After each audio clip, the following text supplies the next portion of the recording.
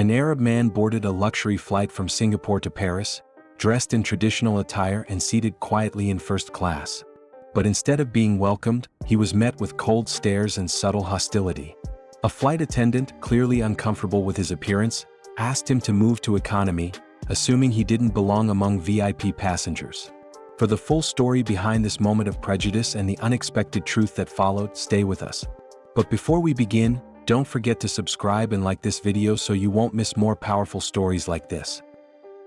The jet bridge was quiet, lined with glossy metal and soft footsteps.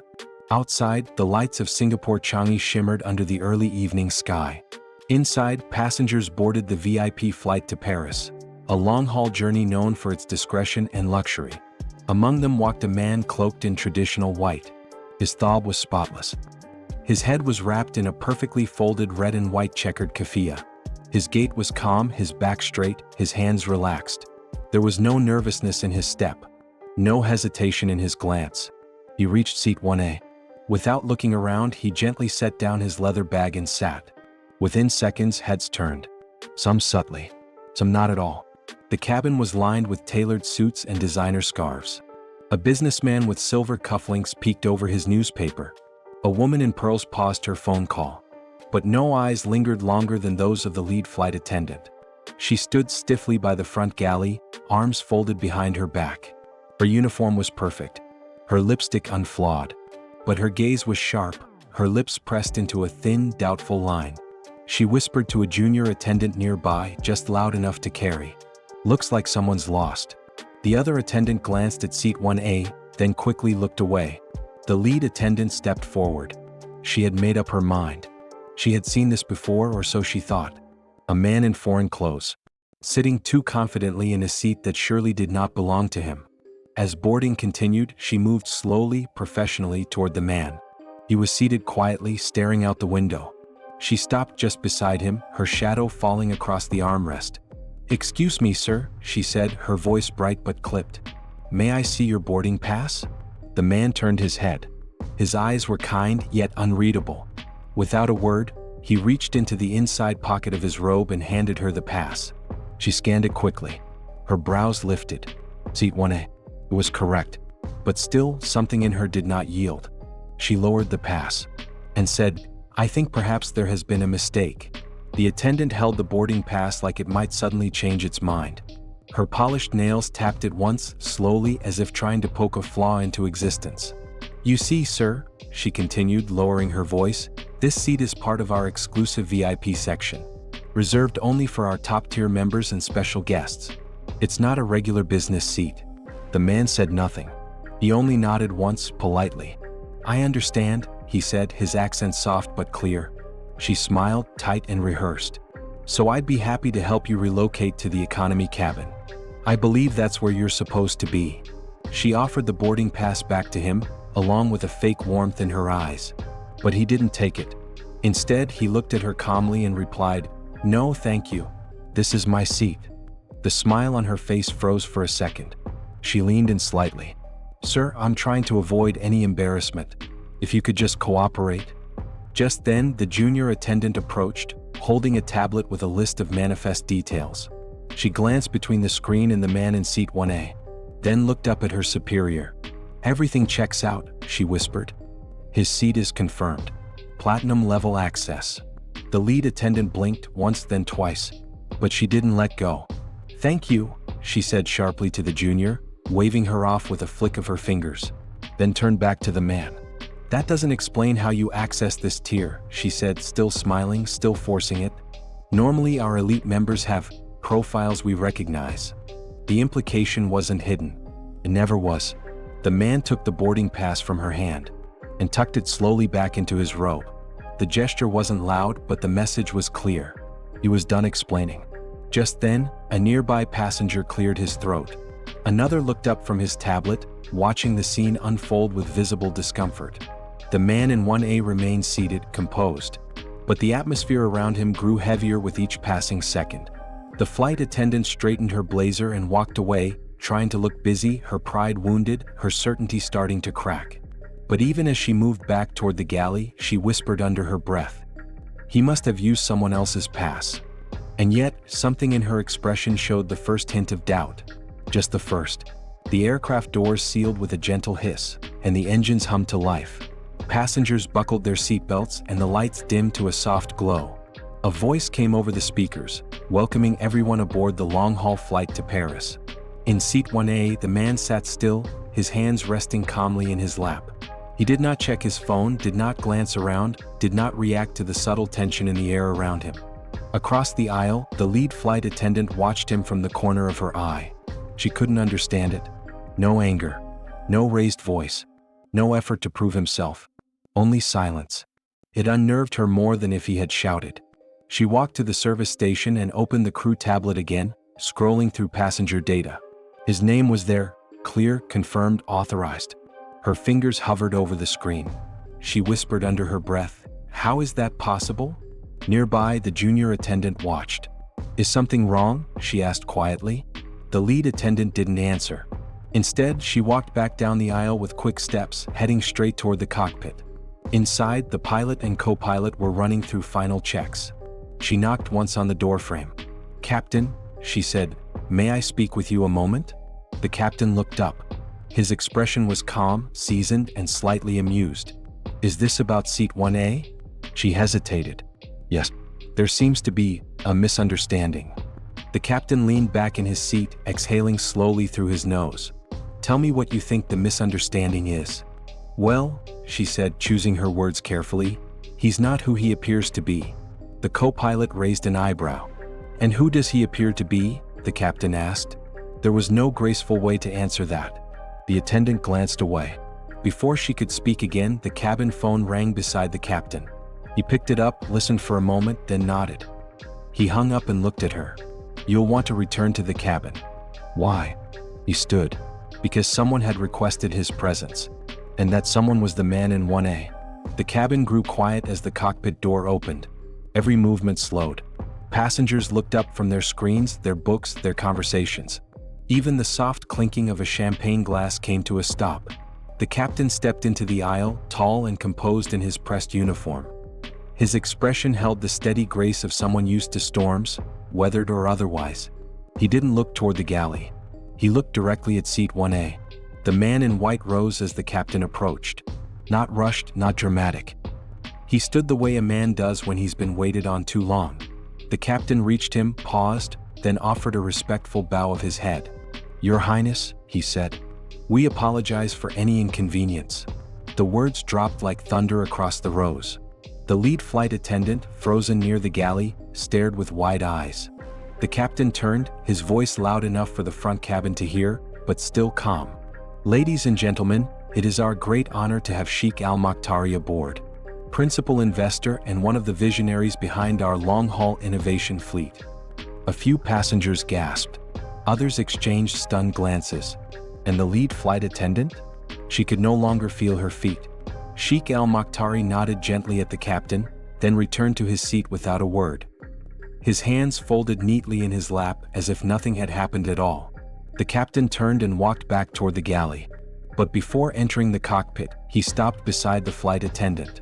She didn't speak, didn't blink. "Next time," the captain said without turning to face her, "ask questions before you draw conclusions." Then he was gone. The attendant stood in silence, her ears ringing. Her chest tightened. She didn't move. Couldn't. Because just then, the full weight of her assumptions had landed on her shoulders, and they were heavier than any title she had ever worn. The flight cruised at 39,000 feet above the clouds, but for the lead flight attendant, the air had never felt heavier.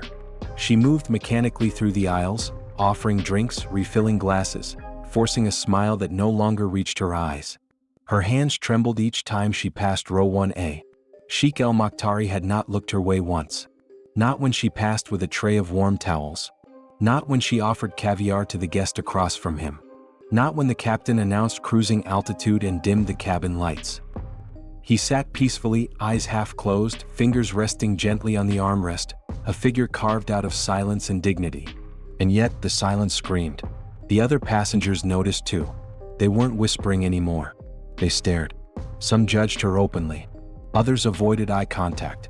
One woman nearby leaned toward her husband and whispered, not so quietly, she tried to move him to economy. The words pierced. She retreated to the galley, her heart pounding. She checked the manifest again, though she had memorized the name by now. Sheikh Omar Al-Makhtari, Principal Investor, Founders Circle, Global Aviation Board. He wasn't just someone who had money. He built the very airline she worked for. And she had spoken to him as if he were invisible. As if his presence in that seat was some kind of mistake. She closed the tablet and pressed her back to the wall, staring at the cold metal of the beverage cart. Her throat burned. Not with anger. With shame. Because deep down she knew the truth. She hadn't questioned his seat because of a reservation error. She hadn't asked him to move because of protocol. She had seen his robe, his skin, his silence, and decided in a glance that he didn't belong. A knock sounded at the galley door. She straightened, wiping her eyes quickly. It was the junior attendant. "The captain's asked for you," she said quietly. She nodded, tried to steady her breath, then walked toward the front. But when she passed 1A, she slowed for half a second. Sheikh Al-Makhtari didn't raise his head, didn't glance her way. He didn't need to, because silence, when it comes from power, speaks loudest of all. The cockpit door stood ajar when she arrived. Inside, the captain sat reviewing flight data, but he looked up as soon as she stepped in. His expression wasn't angry, but it wasn't warm either. It was the face of someone who expected more. "Sit," he said quietly, gesturing to the fold-down jump seat near the wall. She obeyed, keeping her posture straight, hands clasped in her lap. "You've been flying with us for how long now?" he asked. 6 years, sir," she replied. He nodded once. "In those 6 years, how many times have you seen passengers trying to sneak into first class?" She hesitated. "A few," she admitted. "And how many of those looked like him?" Silence. She didn't answer, because she couldn't. The captain leaned forward, voice lower now. "Sheikh Al-Makhtari is not just an investor. He is the reason we still have a long-haul division after the crisis. The aircraft you're standing in exists because of his vision and his money. And he asked to fly discreetly. No entourage. No special treatment." The shame in her chest tightened. He sat down, said nothing, made no demands. "And you," the captain stopped, choosing his words carefully, "you treated him like baggage." Her lips trembled. "I thought." "That's the problem," he cut in. "You didn't think. You judged. You assumed." The quiet buzz of instruments filled the space between them. He sighed and leaned back. "I'm not writing you up," he said, "but this will go on record. And when we land in Paris, you will report to the terminal manager. They'll decide what comes next." Her heart dropped. "I understand," she whispered. As she stood to leave, the captain said one last thing. "Learn from this. Because next time, it might not be someone as kind as him." She nodded, unable to speak, then stepped out of the cockpit and returned to the aisle. Passengers no longer looked at her with curiosity. They looked at her with something colder. Disappointment. And in seat 1A, Sheikh Al-Makhtari remained still, his eyes now closed, hands folded as if in prayer. He had never once raised his voice. But every part of the plane now carried the echo of what she had done. The wheels touched the runway in Paris with a low rumble, the tires gripping the tarmac as the aircraft slowed to a graceful stop. The cabin lights brightened and seatbelt signs blinked off. Passengers gathered their things, whispering softly, eyes still flickering toward the front of the plane. The lead flight attendant stood stiffly by the exit, her hands folded in front of her, her heart still heavy from the captain's words. She had handled hundreds of flights, thousands of passengers, but never one who had made her feel so small without saying a single cruel word. Sheikh Al-Makhtari rose from his seat, his robe still perfectly neat, his pace as steady as when he first boarded. As he reached the door, she stepped slightly aside to let him pass. Her lips parted. "Sir," she began, her voice barely above a whisper. But he paused her with the gentlest of gestures, a simple lift of his hand. No scolding, no response. Just a quiet, composed look that held far more meaning than any lecture. Behind him, a member of ground staff in a dark tailored suit was already waiting at the jet bridge. He bowed deeply as the sheik stepped off. She watched as the figure in white walked away. No anger in his steps. No pride either. Only grace. When the cabin had emptied, the junior flight attendant approached, holding a folded note in her hand. "This was left in 1A, she said. It was under the armrest." The lead attendant took it with trembling fingers and unfolded the page. It wasn't long. It wasn't signed.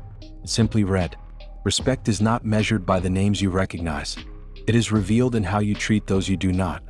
She closed the note slowly, pressing her palm to the paper as if trying to imprint it into her memory. Outside, the sheik was already gone, swallowed by the quiet dignity of his world.